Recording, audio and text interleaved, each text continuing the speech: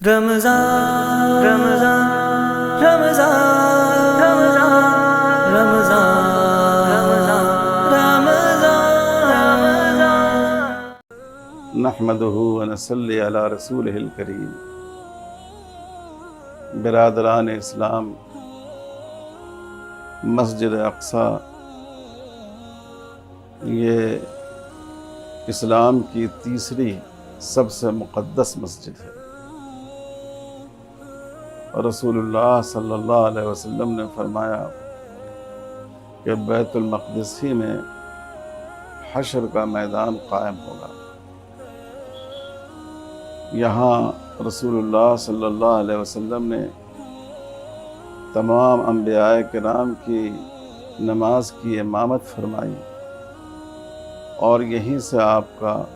سفر معراج شروع ہوا۔ اس لیے فتح مکہ کے بعد جتنی مسرت مسلمانوں کو حضرت عمر رضی اللہ تعالی عنہ کے دور میں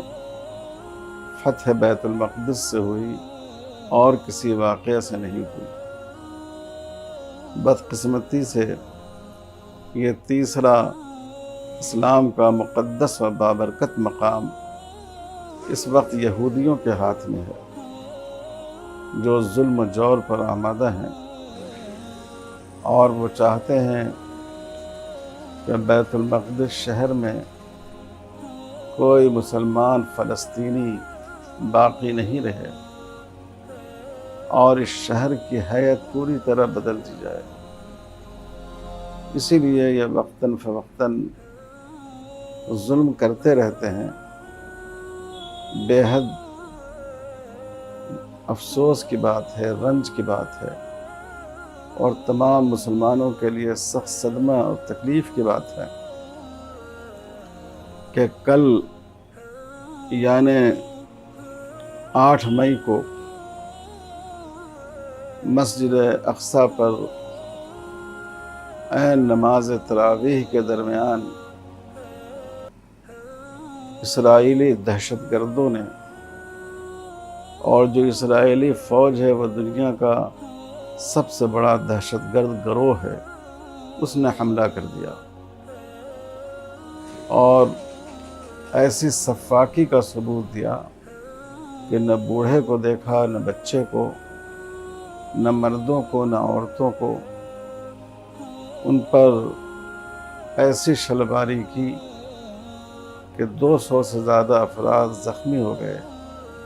کئی لوگوں کی اموات بھی ہو گئی، اور مسجد کی بے حرمتی کی گئی۔ میرے بھائیوں، ہم لوگوں کو اس واقعے کی سخت مذمت کرنی چاہیے۔ اگر ہو سکے تو ای میل کے ذریعہ امریکی سفارت خانہ، اسرائیلی سفارت خانہ اور عالم اسلام کے سفارت خانوں کو اپنے جذبات سے آگاہ کرنا چاہیے، ان کے لیے دعاؤں کا اہتمام کرنا چاہیے، اور اسرائیل کی جو مصنوعات ہیں ان مصنوعات کا بائیکاٹ کرنا چاہیے۔ ان مصنوعات کو خرید کر اس کو رواج دے کر ایک طرح سے ہم ان کے ظلم کو تقویت پہنچا رہے ہیں، اور جو فلسطینی مصنوعات ہیں ان مصنوعات کو خریدنا چاہیے اور اس کی حوصلہ افزائی کرنی چاہیے، اور سب سے بڑھ کر اللہ سے دعا کرنی چاہیے طاق راتوں میں عید الفطر کے موقع سے افطار کے وقت کہ اللہ تعالیٰ اس مقدس جگہ کو پھر یہودیوں کے چنگل سے آزاد کرا دیں، اور فلسطینی بھائیوں کی غیبی مدد ہو۔ اللہ تعالی ہم سب کو توفیق عطا فرمائے۔ اللہم ارحمنا ولا تسلط علینا من لا یرحمنا،